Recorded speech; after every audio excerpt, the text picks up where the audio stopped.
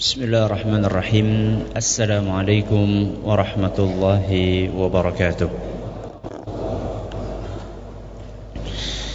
Innal hamdalillah nahmaduhu wa nasta'inuhu wa nastaghfiruh wa na'udzu billahi min shururi anfusina wa min sayyiati a'malina. Man yahdihillahu fala mudilla lahu wa man yudlil fala hadiya lahu. وأشهد أن لا إله إلا الله وحده لا شريك له وأشهد أن محمدا عبده ورسوله يا أيها الذين آمنوا اتقوا الله حق تقاته ولا تموتن إلا وأنتم مسلمون يا أيها الناس اتقوا ربكم الذي خلقكم من نفس واحدة وخلق منها زوجها وبث منهما رجالا كثيرا ونساء واتقوا الله الذي تساءلون به والأرحام إن الله كان عليكم رقيبا يا أيها الذين آمنوا اتقوا الله وقولوا قولا سديدا يصلح لكم أعمالكم ويغفر لكم ذنوبكم ومن يطع الله ورسوله فقد فاز فوزا عظيما أما بعد فإن أصدق الحديث كتاب الله وخير الهدي هدي محمد صلى الله عليه وعلى آله وصحبه وسلم شر الأمور محدثاتها وكل بدعة ضلالة. Kita panjatkan puja dan puji syukur kehadirat Allah Tabaraka wa Ta'ala. Pada kesempatan malam yang berbahagia kali ini, kita kembali diberi kekuatan, kesehatan, hidayah serta taufik dari Allah Jalla wa Ala, sehingga kita bisa kembali menghadiri pengajian rutin tafsir kita ini di Masjid Agung Darussalam Purbalingga.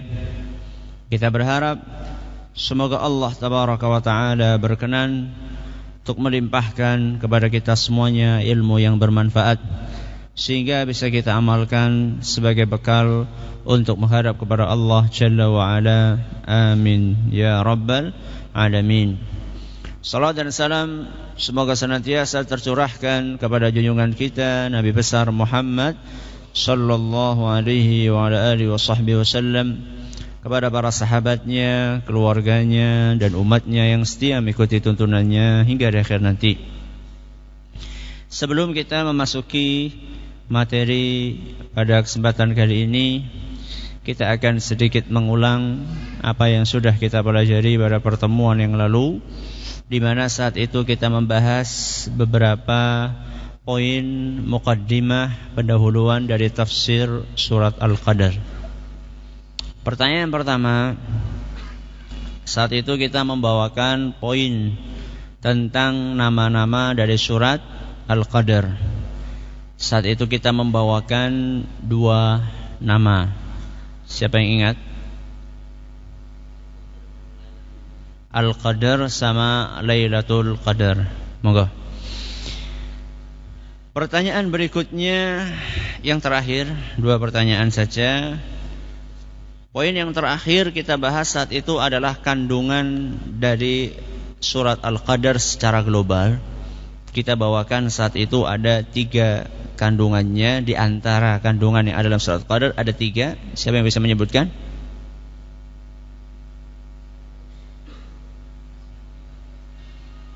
Bagus, yang kedua.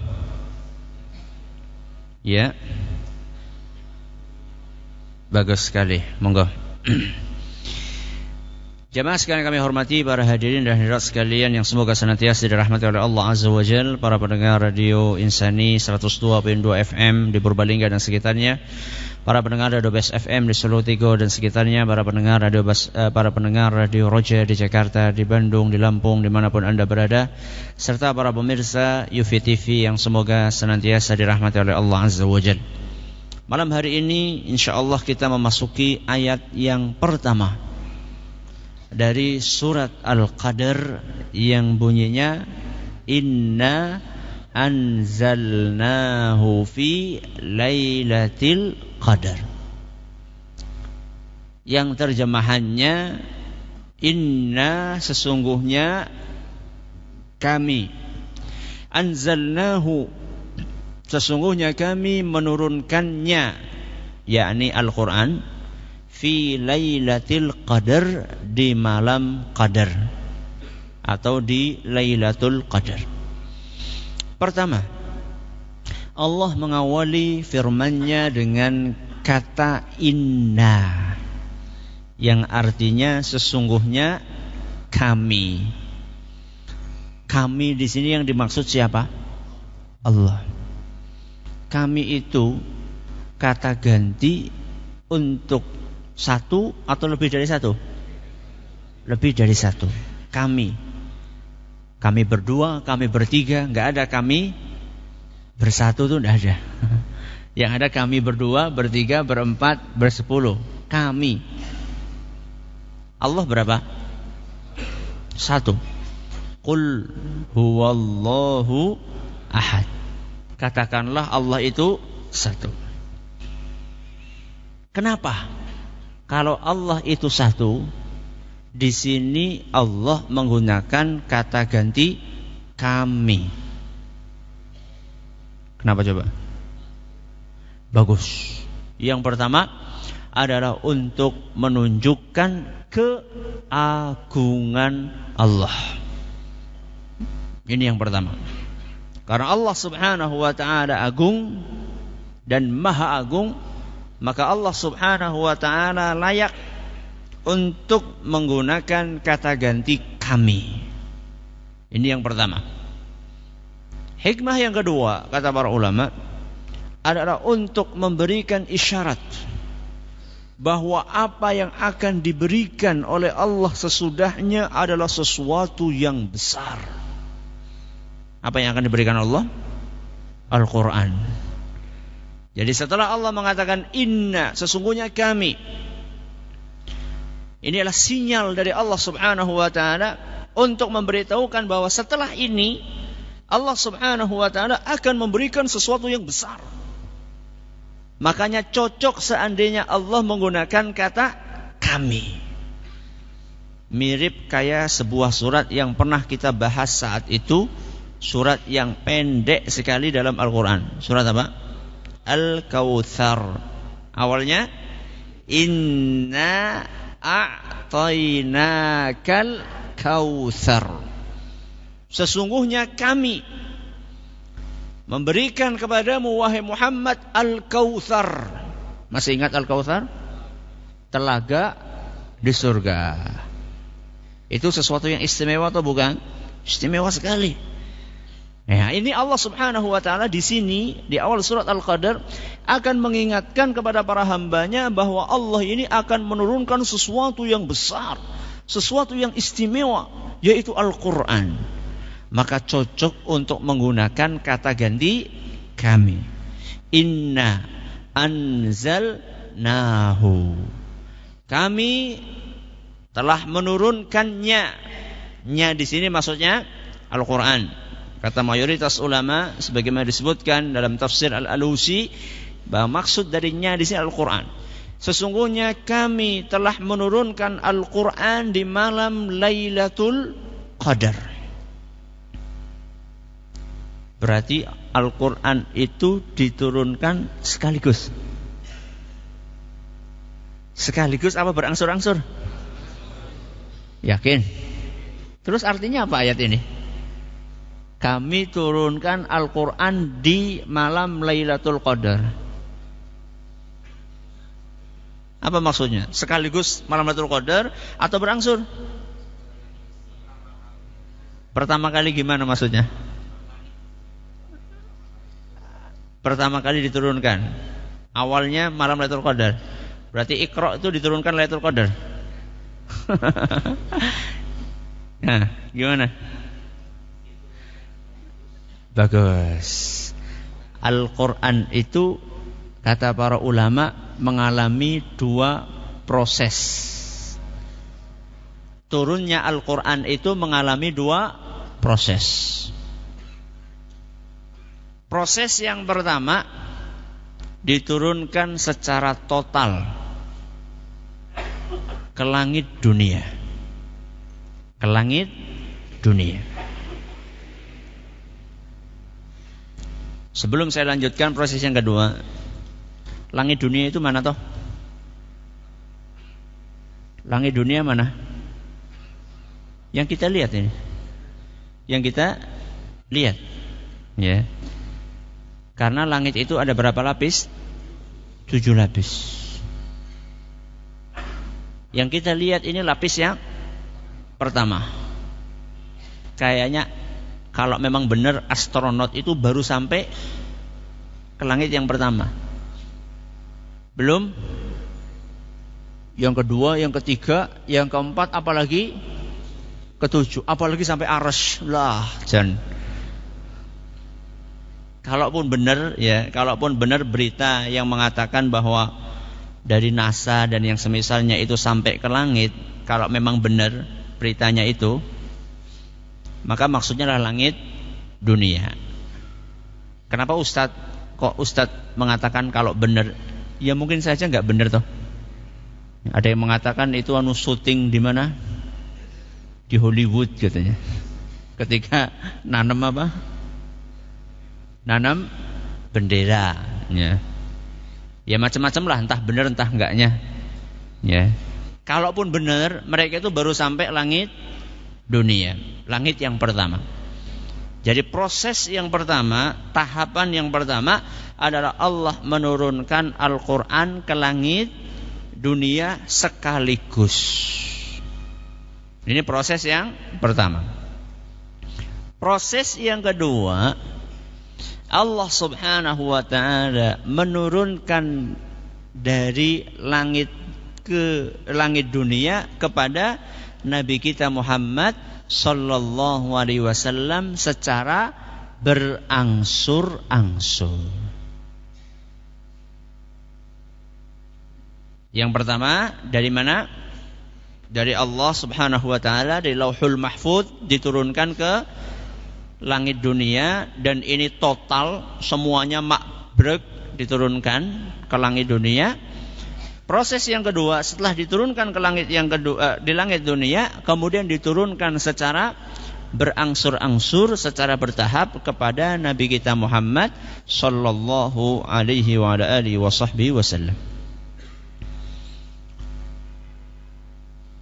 Dua tahapan ini dijelaskan oleh Ibnu Abbas radhiyallahu anhuma ketika beliau mengatakan unzilal Qur'anu fi lailatul qadri jumlatan wahidatan ila sama'id dunya.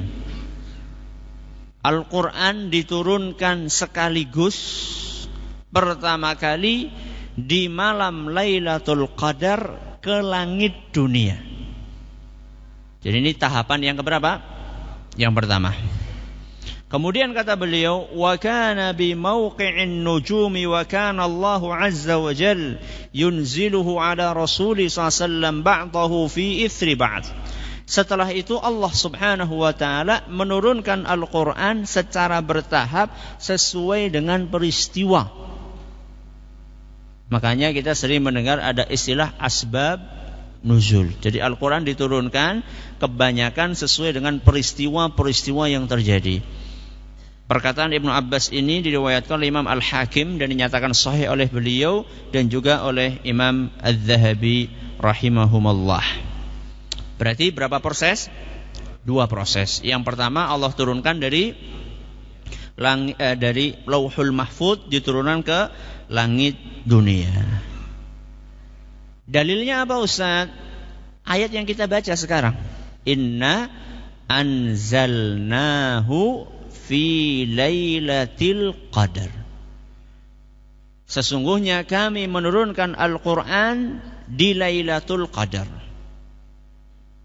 Makanya di dalam ayat yang lain, surat Al-Baqarah yang sering dibaca di bulan Ramadan, Allah berfirman, Syahru Ramadhanalladzi unzila fihil Qur'an. Bulan Ramadan adalah bulan di dalamnya diturunkan Al-Quran. Ini dalam surat Al-Baqarah ayat 185. Maksudnya adalah Al-Quran ini diturunkan pertama kali secara sekaligus ke langit dunia pada malam Lailatul Qadar. Diturunkan kemana Ustaz? Disebutkan dalam beberapa riwayat diturunkan di sebuah tempat namanya Baitul Izzah. Apa namanya? Baitul Izzah. Di mana itu Ustaz? Di langit dunia. Tepatnya enggak tahu. Ya, karena di situ cuma disebutkan di Baitul Izzah, ya, namanya tempat Baitul Izzah. Beda loh dengan Baitul Ma'mur. Masih ingat ketika kita kapan bicara masalah Baitul Ma'mur? Ketika bicara masalah malaikat, bahwa setiap hari ada malaikat masuk berapa? 70.000 ke Baitul Ma'mur, kemudian keluar atau masuk enggak kembali lagi. Itu Baitul Ma'mur adanya di langit yang ketujuh. Kalau ini Baitul Izzah adanya di langit yang pertama, beda. Ya. Yang saya maksud di sini Baitul Izzah. Jadi Allah Subhanahu wa taala menurunkan Al-Qur'an dari Lauhul Mahfuz ke Baitul Izzah secara total. Apa hikmahnya Ustaz? Para ulama kita menjelaskan hikmahnya Al-Qur'an diturunkan secara total ke Baitul Izzah adalah untuk menunjukkan keagungan Al-Qur'an. Ya. Bahwa Al-Quran itu memiliki sebuah keagungan yang luar biasa sehingga diturunkan secara total makbrek ke Baitul Izzah. Sekaligus kata para ulama untuk memberitahukan kepada para penghuni langit. Siapa penghuni langit? Itu manuk loh.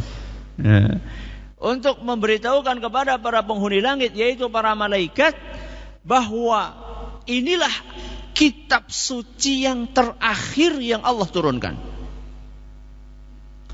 Dan kitab suci ini bakalan diberikan kepada Nabi yang terakhir yang Allah utus. Siapa beliau? Nabi kita Muhammad sallallahu alaihi wasallam. Jadi ini hikmah yang disebutkan oleh para ulama. Kenapa kok Al-Quran mengalami proses ini, pertama ini, yaitu untuk menjelaskan keagungan Al-Quran. Ini yang pertama. Yang kedua, untuk memberitahukan kepada para penghuni langit bahwa telah turun kitab suci yang terakhir. Karena Allah Subhanahu wa ta'ala menurunkan kitab suci itu enggak cuma satu. Ada enggak kitab sebelum Al-Quran? Ada. Apa? Zabur, terus Taurat, terus Injil. Ada kitab suci yang Allah turunkan. Akan tetapi kitab Al-Quran ini merupakan kitab yang paling sempurna dan satu-satunya kitab suci yang dijamin keasliannya sampai hari kiamat. Beda dengan kitab-kitab yang lain. Kalau kitab-kitab yang lain ini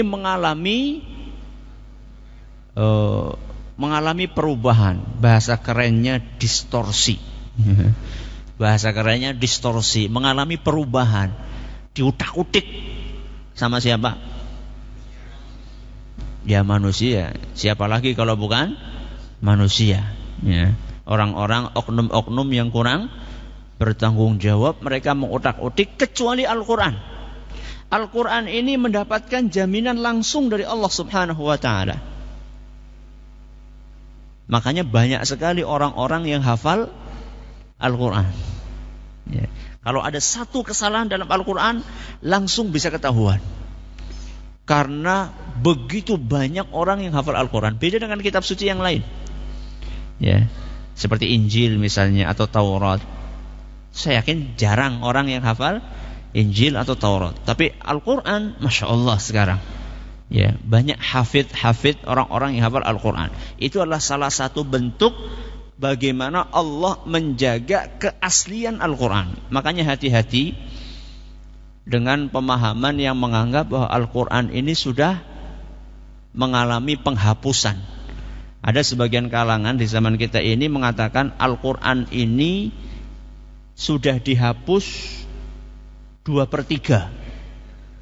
Berapa? 2/3. Berarti sisanya sekarang kurgari sepertelon. Bayangkan sepertelon. Maka hati-hati. Ya, ini ada sebagian kalangan sekarang mulai menghembuskan keraguan kepada kaum muslimin bahwa kitab kita ini sudah mengalami pengurangan. Dan na'udzubillahi min dzalik, mereka menuduh yang ngurang-ngurangi itu adalah Abu Bakar radhiyallahu anhu, na'udzubillahi min dzalik, dan Umar katanya. Kok ya kebangetan gitu loh. Yang dituduh kok siapa? Abu Bakar sama Umar. Ya orang apa ya? Ya orang mungkin lah, masa Abu Bakar sama Umar? Ya. Dan tidak mungkin itu terjadi karena Allah Subhanahu wa taala sudah menjamin. Masih ada yang tahu ayatnya? Inna nahnu nazzalna dzikra wa inna lahu lahafizun. Sungguh kami yang menurunkan Al-Qur'an dan kami pula yang akan menjaganya. Nah, kalau misalnya ada yang berubah berarti Allah Subhanahu wa taala nuwun sewu dalam tanda kutip apa? Kecolongan. Kok Allah bisa kecolongan si kepriwe gitu loh? Ya enggak mungkin lah. Jadi prinsip kita Al-Qur'an ini sempurna. Sudah, ini berarti proses yang pertama, yaitu diturunkannya Al-Qur'an dari mana? Dari Lauhul Mahfuz ke langit dunia, ke suatu tempat namanya apa tadi? Baitul Izzah. Proses yang kedua, yaitu diturunkannya Al-Quran secara berangsur-angsur dari langit dunia kepada Nabi kita Muhammad sallallahu alaihi wa alihi wasallam. Siapa yang bawa? Malaikat Jibril alaihi salam. Dalilnya apa Ustaz? Banyak dalilnya yang menunjukkan bahwa Al-Quran diturunkan secara bertahap. Di antaranya firman Allah tabaraka wa taala dalam surat Al-Isra ayat 106. Dalam surat Al-Isra ayat 106 Allah azza wa jalla berfirman, "Wa Qur'anan faraqnahu litaqra'ahu 'alan nasi 'ala mukthin wa nazzalnahu tanzila." Yang artinya Al-Qur'an kami turunkan berangsur-angsur agar engkau wahai Muhammad membacakannya kepada para manusia secara perlahan-lahan. Kemudian wa nazzalnahu tanzila, dan kami menurunkannya secara bertahap. Ini jelas sekali nih. Jadi sangat tegas, sangat gamblang ayat ini menunjukkan bahwa Al-Qur'an itu diturunkan secara bertahap. Ini dalil yang menunjukkan Al-Qur'an diturunkan secara bertahap. Surat apa tadi? Al-Isra ayat 106. Realitanya juga seperti itu. Kalau kita membaca sejarah turunnya Al-Quran, kita akan temukan bahwa surat Al-Quran itu ada yang Madaniyah, ada yang Makkiyah. Itu menunjukkan bahwa Al-Quran itu tidak langsung diturunkan kepada Nabi SAW sak geluntung, itu enggak, sekaligus enggak. Makanya ada Makkiyah, ada Madaniyah. Makkiyah itu surat-surat yang diturunkan sebelum hijrah, dan Madaniyah di surat-surat yang diturunkan setelah hijrah. Di antara yang Makkiyah dan Madaniyah pun juga bertahap. Makkiyah surat pertama, kedua, ketiga. Sama juga ayat-ayatnya juga diturunkan secara bertahap sesuai dengan peristiwa yang terjadi. Ustaz, apa hikmahnya Ustaz? Apa hikmahnya Al-Quran ini dari langit dunia diturunkan kepada Nabi SAW secara bertahap? Para ulama kita mengatakan yang pertama, hikmahnya adalah untuk meneguhkan hati Nabi kita Muhammad sallallahu alaihi wasallam. Ini hikmah yang pertama. Hikmah ini Allah sebutkan di dalam Al-Quran surat Al-Furqan ayat 32. Dalam surat Al-Furqan ayat 32 Allah Azza wa Jalla mengatakan, "Wa qala alladhina kafaru laula nuzzila 'alaihi al-Qur'anu jumlatan wahidah." Allah bercerita, orang-orang kafir mereka berkata, kenapa Al-Quran ini tidak diturunkan kepada Muhammad sekaligus? Orang kafir protes. Kenapa kok Al-Quran diturunkan kepada Rasul secara berangsur? Kenapa tidak sekaligus saja diturunkan? Kata orang-orang kafir. Kemudian Allah menjawab, kadzalika linutsabbita bihi fuadak. Kami turunkan Al-Quran secara berangsur itu untuk meneguhkan hatimu, wahai Muhammad. Apa Rasul SAW butuh, Ustaz, untuk diteguhkan hatinya? Sangat butuh. Karena ketika Nabi kita SAW berdakwah, mendakwahkan ajaran Islam, beliau itu menghadapi tantangan, menghadapi rintangan, bahkan sampai beliau akan dibunuh. Ingat kisahnya? Ketika orang-orang Quraisy mengumpulkan 40 pemuda terkuat untuk membunuh Nabi kita Muhammad SAW. Mereka pengennya membunuhnya plus 40 orang, membacok semuanya. Supaya apa? Supaya nggak bisa nuntut. Karena yang bunuh berapa? 40 kabilah. Ya, jadi 40 kabilah, masing-masing kabilah ngirim orang yang paling kuat. Mereka punya rencana, ya, geruduk atau membunuh Nabi kita sallallahu alaihi wasallam sekaligus 40 orang bacok. Jadi kalau misalnya kabilahnya Rasulullah SAW akan nuntut, dia akan berhadapan dengan 40 kabilah. Tapi gagal enggak? Gagal. Kenapa? Rasul sallallahu alaihi wasallam dilindungi oleh Allah Subhanahu wa taala. Bagaimana Allah Subhanahu wa taala melindunginya? Ketika Nabi sallallahu alaihi wasallam sedang berada di dalam kamarnya, ya, beliau mengetahui dapat wahyu dari Allah bahwa rumahnya sudah dikepung, maka Nabi SAW mempersilahkan Ali untuk tidur di tempat tidurnya. Dan ini juga berani sekali Ali kan. Berarti kan setor apa? Setor nyawa. Ya, jadi kalau bacok yang kena Ali bin Abi Thalib. Kemudian Nabi SAW keluar dari rumah. Dan ketika keluar dari rumah itu gak ada satupun di antara 40 orang itu yang ngelihat. Karena dilindungi oleh Allah Subhanahu wa taala. Jenengan gak berpikir bertanya, kenapa kok 40 orang pada nunggu di luar? Kenapa mereka gak menyergap masuk ke dalam? Kepikiran gak jenengan? Kepikiran enggak? Enggak. Baru sekarang kepikiran. Coba, sekarang kan kalau namanya nangkap maling, nangkap teroris, ya, itu kan sergap gitu, masuk bruk gitu kan. Ini kenapa mereka 40 orang itu enggak ada yang masuk menyergap Nabi SAW ke dalam rumah? Kenapa kira-kira? Jelas gimana? Ya kelihatan kan, Nabi SAW mukanya ketahuan. Nabi itu orang terkenal. Kata sebagian ahli sejarah, karena orang-orang 40 itu, mereka mendengar di dalam rumah itu ada suara wanita. Ada suara wanita. Dan menurut adat orang Arab, aib kalau menangkap laki-laki di dalam rumah ada wanitanya. Padahal mereka orang-orang musyrik. Masih punya apa? Gentle. Masih punya gentleman, sifat kelaki-lakian, ya. Sehingga mereka enggak mau. Mereka takut itu jadi aib, ya. Sepanjang hayat dapat cerita ini mainnya main keroyok, ya, main keroyokan, kemudian pun masuk ke rumah, di dalam rumah ada wanitanya. Itu kata para ahli sejarah. Jadi intinya Nabi kita Muhammad SAW ketika beliau berdakwah itu menghadapi begitu banyak cobaan, begitu banyak tantangan. Makanya Nabi SAW butuh hiburan. Butuh hiburan.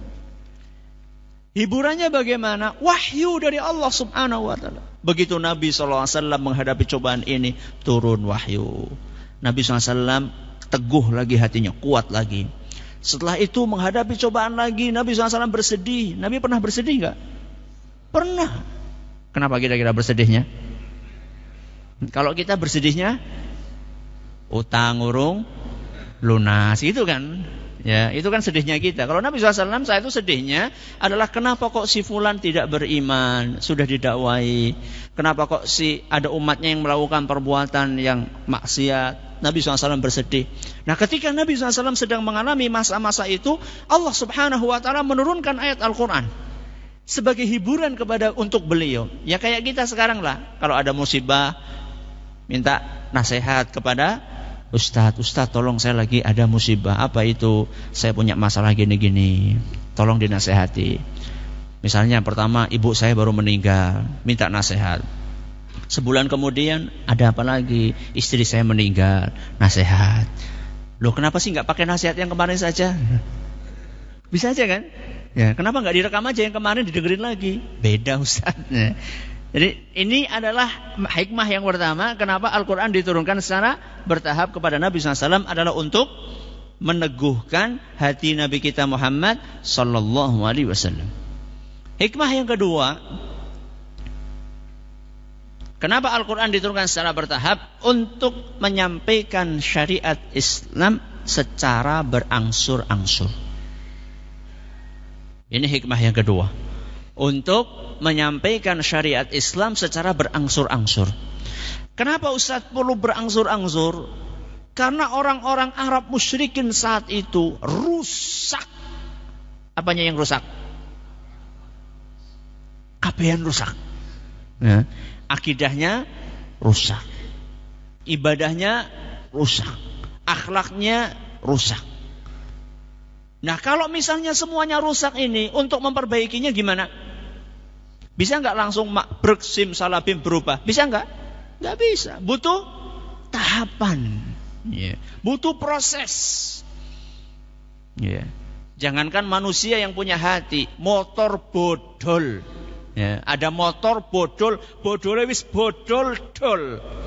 Berarti sudah bodol, sudah parah. Apa langsung di max? Jadi nggak ada, itu adanya di mimpi itu. Pertama mana montir di sini. Ya, apanya dulu yang digarap? Turun mesin, ya, copoti disit, ya. Apanya dulu yang dicopot? Saya nggak tahu ini, saya nggak punya pengalaman ini. Apanya terserah, dicopot dulu ini, dilepas lagi, dibersihkan satu persatu, dicek, ya. Sama kayak orang benerin komputer juga kayak gitu katanya. Ya, ini komputernya mati terus, kenapa? Oh, dicek dulu. Apanya? Motherboardnya, oh ternyata oke, motherboardnya dicek. CPU ya saya tahu lah, kotaknya itu mbok. Apa? Harddisknya dicek, ternyata oke. Cari lagi, itu bertahap namanya. Komputer yang nggak punya akal saja untuk membetulkannya butuh tahapan, apalagi manusia yang punya akal dan punya perasaan. Ya. Makanya Allah Subhanahu wa Ta'ala menurunkan Al-Quran secara bertahap dengan maksud untuk membenarkan manusia secara bertahap. Karena rusaknya sudah parah, akidahnya rusak, ibadahnya rusak, akhlaknya rusak, maka butuh bertahap untuk membenarkannya. Dan ini diceritakan secara tegas oleh Aisyah radhiyallahu anha. Kata beliau, "Innama nazala al-Qur'an awwalu ma nazala fihi minhu suratun minal mufassali fiha dzikrul jannati wan nar." Kata Aisyah radhiyallahu anha, Al-Qur'an itu pertama kali turun adalah surat-surat, ayat-ayat yang isinya tentang surga dan neraka. Kata Imam Ibnu Hajar, ini menunjukkan bahwasanya pertama kali adalah tentang tauhid.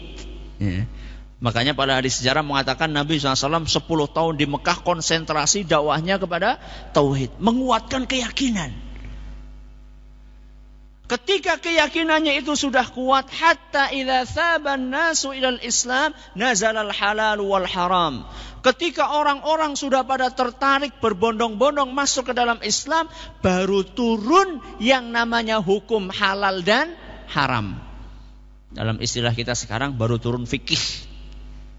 Baru turun fikih. Oh ini halal, oh ini haram. Kenapa Ustadz kok pakai butuh tahapan seperti itu? Kata Aisyah radhiyallahu anha, walau nazala awwalu syai'in la tashrabul khamra laqalu la nada'ul khamra abadan. Andaikan Al-Quran pertama kali turun ayat isinya jangan minum khamr. Kira-kira gimana mereka? Sorry ya. Kenapa? Kenapa mereka mengatakan sorry ya? Karena mereka itu belum kuat landasannya. Berarti yang digarap apanya dulu Ustaz? Akidahnya dulu, keyakinannya dulu. Maka sebenarnya kalau mau menasehati orang yang lagi seneng-senenge minum minuman, lagi seneng-senenge dugem siapa? Dunia gemerlap. Dunia gemerlap gue apa Ustaz? Ya nang diskotik, nang bar. Itu bukan pakai pentungan. Bukan pakai pentungan. Bawa pentungan ke sana mak prak. Loh buktinya pada Melayu Ustaz. Iya. Takutnya larinya karena apa? Karena takut, bukan karena sadar. Tunggu besok balas dendam. Nah, bukan karena kesadaran, akan tetapi karena rasa takut. Besoknya dia akan berusaha mencari tempat yang gak kelihatan. Berarti kan mentah usahanya. Usahanya mental jadinya. Yang betul adalah digarap dulu bagaimana hatinya digarap. Makanya kata Aisyah radhiyallahu anha, yang pertama kali turun bukan ayat mengharamkan khamr, bukan. Ayat pengharaman khamr nanti sudah lewat berapa tahun, 13-an tahun lebih itu baru turun khamr itu haram. Kemudian kata Aisyah radhiyallahu anha, walau nazala la taznu laqalu la nada'u zina abadan.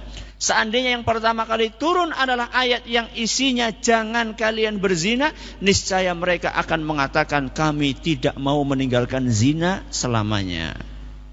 Karena memang belum kuat akidahnya. Makanya kalau kita perhatikan, salah satu kunci suksesnya Nabi SAW di dalam berdakwah, kenapa beliau bisa merubah masyarakat Arab yang sudah parah kerusakannya, karena beliau menggarap apanya tadi? Keyakinan akidahnya terlebih dahulu. Kayak khamr itu diturunkan melalui tahapan. Pertama kali dijelaskan, Anda pernah jelaskan di sini kan, ya, bahwa khamr itu pertama kali diceritakan oleh Allah bahwa khamr itu ada manfaatnya, ada bahayanya. Cuman bahayanya lebih besar. Diajak untuk apa? Berpikir. Coba kalau misalnya ada manfaat, ada bahayanya lebih besar. Kira-kira apa yang seharusnya dilakukan? Ya sebaiknya dihindari. Pertama kali psikologisnya diajak berpikir dia. Logikanya diajak bermain. Ya, ini khamr itu banyak kerusakannya. Walaupun ada manfaatnya, tapi kan manfaatnya ini enggak sebanding dengan kerusakannya. Sudah. Setelah itu kemudian diturunkan oleh Allah Subhanahu wa taala, mulai dilarang. Ya. La taqrabus salata wa antum sukara. Jangan kalian menuju ke masjid dalam keadaan kalian sedang mabuk. Berarti mulai dibatasi waktu minum khamr. Berarti kan tinggal waktu apa saja yang waktu sholatnya agak jauh. Tinggal sholat subuh sama sholat zuhur.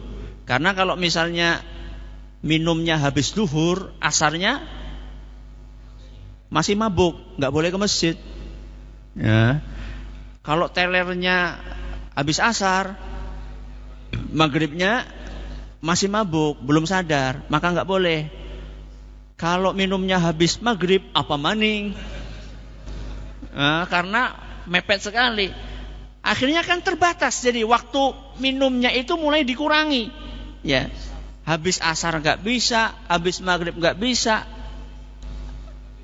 habis isya tinggal apa? Tinggal habis isya.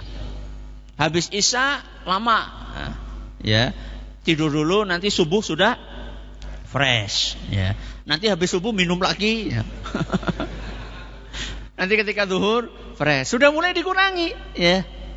Sampai akhirnya ada peristiwa.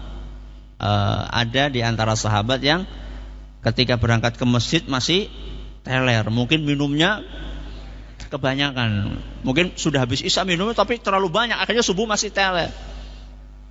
Disebutkan dalam beberapa riwayat baca surat Al-Kafirun, ora rambung-rambung, bud, nggak selesai karena sedang teler. Kadang-kadang orang nggak teler aja nggak selesai baca Al-Kafirun, apalagi lagi teler. Akhirnya setelah itu Allah Subhanahu wa taala mengharamkan khamr secara total. Lihat apa efeknya. Kata para sahabat, ketika pengharaman khamr itu dipublikasikan, maka saat itu para sahabat yang sedang pada minum minuman, ya, di kebun, ya, langsung mereka mendengarkan ayat khamr diharamkan, langsung yang ada di mulut itu mereka muntahkan. Bayangkan sudah masuk ke mulut, tinggal ditelan, dimuntahkan oleh mereka. Bukan hanya itu, gentong-gentong yang ada di rumah yang isinya khamr, mereka semuanya tumpahkan. Sampai saat itu lorong-lorong kota Madinah becek dengan khamr. Siapa yang memuntahkan? Mereka sendiri. Bukan karena ada pentungan, bukan. Mereka sendiri yang memuntahkannya. Mereka sendiri yang menghancurkannya. Kenapa? Sadar. Kenapa bisa sadar, Ustaz? Karena ada proses. Ini hikmah yang kedua. Kenapa Al-Quran diturunkan secara bertahap untuk mengajarkan syariat Islam ini juga secara berangsur-angsur. Kita ulangi. Berarti cara turunnya Al-Quran tadi gimana?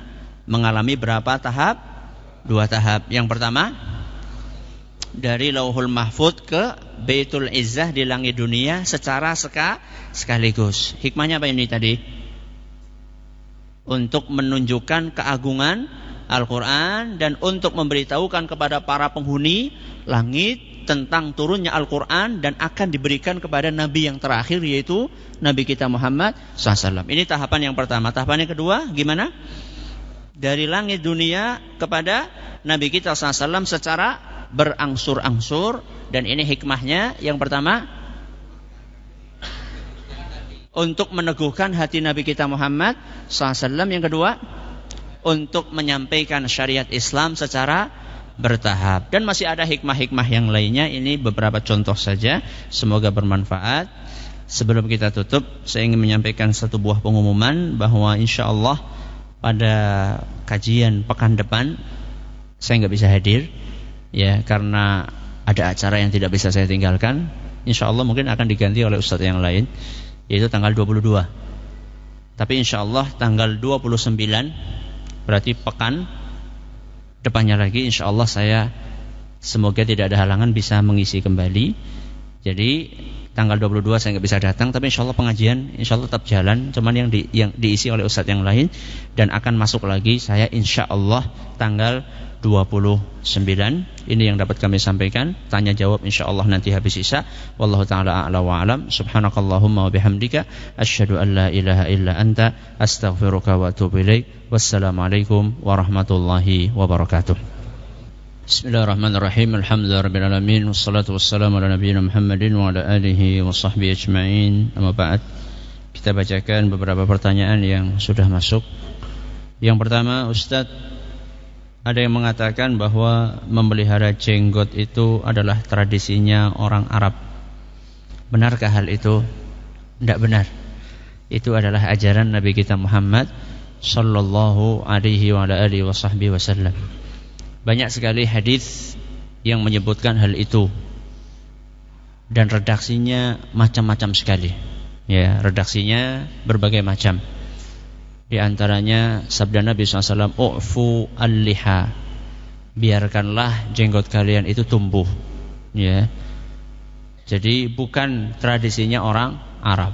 Ungkapan seperti ini mirip kayak orang yang mengatakan wanita pakai jilbab itu adalah budayanya orang Arab. Itu bukan budaya orang Arab. Ini adalah ajaran agama Islam. Sebenarnya penting manakah antara berbakti kepada orang tua sendiri dengan berbakti kepada suami? Kalau Anda seorang wanita, ya, maka ketika Anda menikah, Anda sudah berpindah kekuasaan di tangan suami. Maka saat itu harus mendahulukan kebaktian kepada suami di atas kebaktian kepada orang tua. Berbeda dengan seorang anak laki-laki. Kalau anak laki-laki, maka kebaktiannya kepada orang tua itu di atas segalanya. Walaupun bukan berarti hal itu mengabaikan istrinya, ya, di atas segalanya maksudnya di atas para manusia, ya, kalau Allah jelas tujuan utama. Jadi beda antara anak laki-laki dengan anak perempuan. Kalau anak perempuan ketika menikah maka sudah berpindah kewajibannya kepada suami, walaupun bukan berarti memutus sama sekali hubungan dengan orang tua, ya. Tidak ada yang mengajarkan seperti itu. Yang kita bicarakan sekarang adalah ketika bersinggungan, ketika dua kepentingan bertabrakan, maka yang harus didahulukan kalau wanita adalah kepentingannya siapa? Suaminya. Dan seharusnya suami ini juga punya pengertian, memberikan kepada istrinya kesempatan untuk menyambung hubungan dengan orang tuanya. Jangan egois. Suami jangan egois. Jika wanita berhalangan, apakah bisa mendapatkan malam Lailatul Qadar? Bisa, insyaallah, dengan cara menghidupkan malam itu dengan ibadah, berzikir, ya, membaca Al-Quran tanpa memegang mushaf, ya, banyak, ya. Jadi tidak harus atau tidak mesti wanita yang haid itu tidak bisa mendapatkan Lailatul Qadar. Bolehkah istri meminta suami tetap di rumah ketika malam-malam Lailatul Qadar? Untuk apa? Ya, kalau memang mendesak sekali, takut ada sesuatu yang membahayakan atau mencelakakan, tidak apa-apa. Tapi kalau misalnya aman-aman saja, ya, kalau bisa ya suami dikasih kesempatan untuk beritikaf atau yang semisalnya untuk mencari Lailatul Qadar. Walaupun di rumah pun sebenarnya juga bisa mencari Lailatul Qadar. Tidak harus di mana? Tidak harus di masjid. Bagaimana dengan perempuan yang sholatnya di rumah, mau melaksanakan sholat sunnah fajar atau sunnah qobliyah duhur, tetapi masjid di sekitar rumah sudah qomat? Masih bolehkah kita merasakan sholat sunnah? Masih boleh. Masih boleh. Karena Anda sholatnya tidak ada kaitannya dengan jamaah yang ada di masjid. Kalau ada Al-Quran kertasnya ada yang rusak tulisan Arabnya, bagaimana cara membuangnya karena sudah tidak dipakai? Bagaimana cara mengamankannya? Apa dibuang begitu saja? Para ulama kita mengatakan bahwa Al-Quran yang sudah tidak bisa dimanfaatkan maka dimusnahkan dengan cara dibakar. Dengan cara dibakar. Karena itulah cara yang paling aman. Gak mungkin dibuang kemana? Ke tempat sampah, gak mungkin, ya. Maka yang paling aman, Al-Quran yang sudah tidak bisa dipakai, kata para ulama, adalah dimusnahkan dengan cara dibakar. Dengan cara dibakar. Dan tentunya kan kita maksudnya bukan untuk menghinakan Al-Quran. Maksudnya justru adalah supaya Al-Quran itu tidak dihinakan. Karena kalau sudah rusak, ditumpuk-tumpuk, ya, ditaruh di gudang, ya, penuh dengan debu, ya, mungkin ada tikus di situ, naudzubillah min dzalik, ya. Maka yang paling aman itu adalah kata para ulama dibakar. Ya, itu lebih aman. Kadang-kadang di masjid kan ada potongan-potongan lembaran-lembaran yang sudah sobek, ya. Itu di situ banyak kalimat Allah Azza wa Jalla dan itu ayat-ayat Al-Quran dan tidak layak untuk ditumpuk-tumpuk seperti itu. Apa yang menjadi dasar sahabat menyusun mushaf Al-Quran seperti sekarang ini? Wahyu dari Allah Subhanahu wa taala dan arahan dari Nabi kita Muhammad sallallahu alaihi wasallam. Jadi urutan suratan itu bukan karangan sahabat. Jadi para sahabat mengurutkan Al-Quran seperti ini sekarang. Walaupun ayat yang pertama turun surat Iqra, sedangkan di mushaf Al-Quran pertama kali muncul Al-Fatihah. Itu bukan karena idenya para sahabat, bukan. Itu adalah arahan dari Nabi kita Muhammad sallallahu alaihi wa alihi wasallam. Ustaz, saya anak usia 10 tahun. Setiap hari saya pergi ke rumah saudara. Tapi sepertinya saudara saya tidak suka sama saya karena saya sering memberi nasihat kepada dia. Tapi malah dia marah. Sudah berumur 13 tahun, kegemarannya orang Korea, boy band. Boy band Korea. Apakah boleh saya makan hati kepada saudara saya? Gimana maksudnya makan hati ini? Ya, kalau Anda adik yang berusia 10 tahun, ya, menasihati saudaranya, maka itu sebuah amalan yang mulia. Jadi ketika punya kepedulian untuk menasihati saudaranya, padahal usianya baru berapa? 10 tahun, itu sangat baik. Akan tetapi mungkin cara menyampaikannya yang lebih diperlembut lagi. Ya. Kalau misalnya sudah menyampaikan dengan cara yang lembut, kok tetap ditolak, ya nggak usah makan hati. Ngapain makan hati? Capek sendiri. Didoakan saja. Ya, didoakan saja supaya saudara adik mendapatkan hidayah dari Allah Azza wa Jalla. Didoakan supaya saudara saya, ya Allah, semoga si fulan atau si fulanah mendapatkan hidayah dari Allah Subhanahu wa taala. Begitu saja. Ya, enggak usah makan hati capek sendiri. Ya, mendingan didoakan dapat pahala.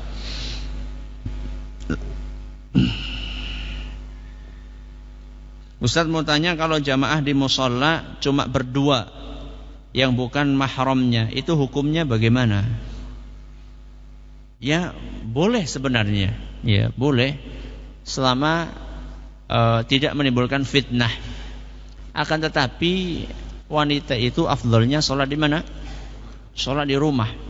Wanita itu lebih afdal untuk sholat di rumah. Loh Ustaz, kalau misalnya saya sholat di rumah, itu bapak-bapak itu nanti sholatnya sendirian di masjid.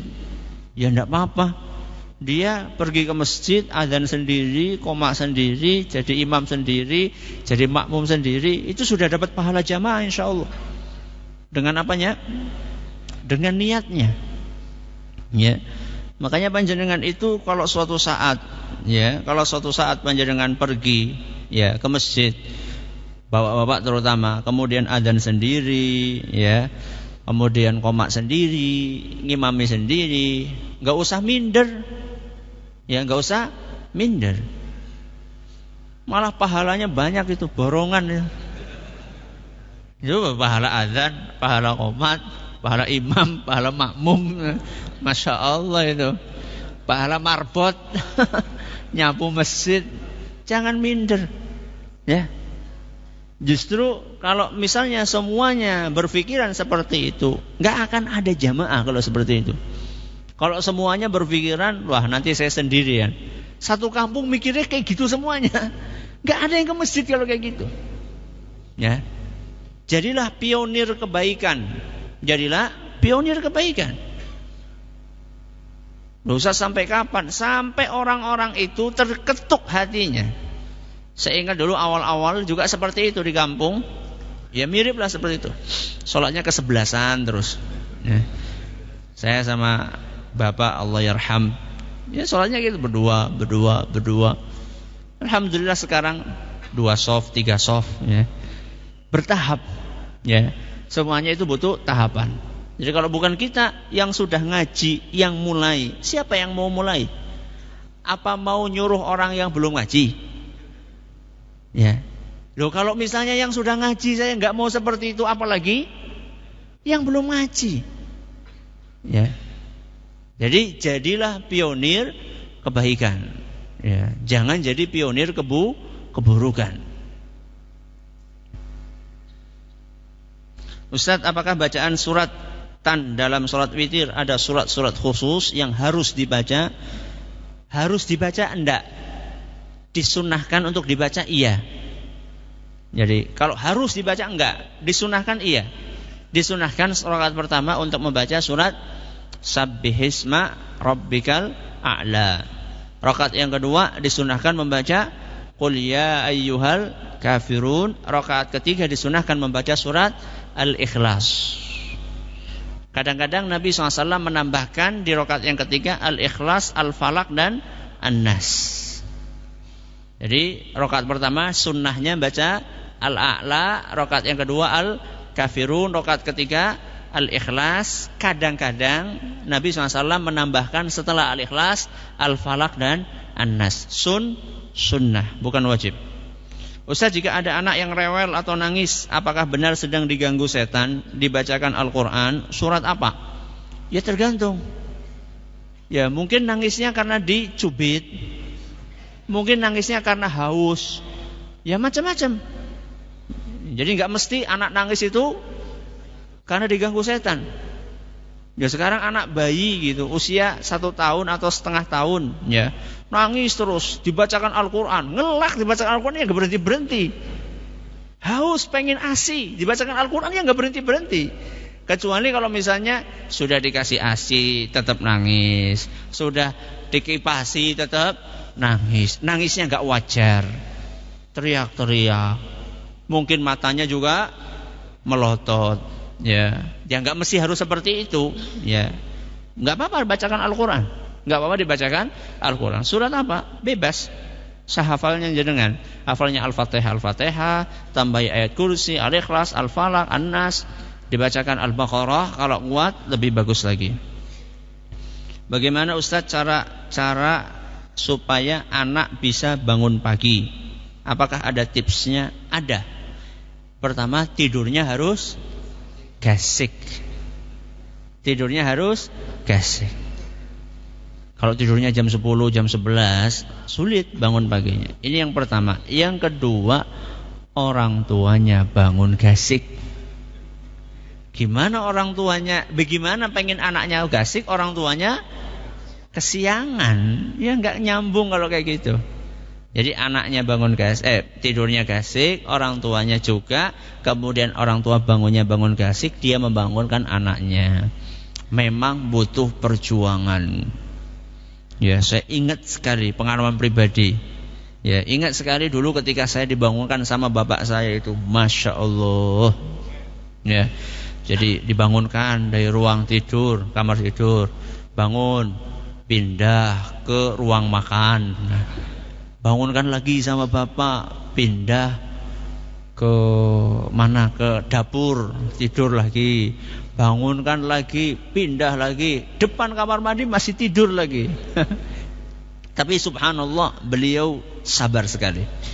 Beliau rahimahullah sabar sekali, dan terus setiap hari seperti itu. Jadi inilah ketekunan dan kesabaran ini perlu kita tumbuh kembangkan dalam diri kita. Makanya sekarang kalau saya bangun anak agak sulit, aku kemutan mien. Nyontoh bapak kayak gitu. Maka bersabar, ya. Jadi jangan lihat anak kita sekarang seperti itu, lihatlah kita juga dulu mungkin seperti itu, ya. Makanya butuh ketekunan. Sebagaimana dulu orang tua kita sabar membangunkan kita, kita juga harus sabar membangunkan anak-anak kita.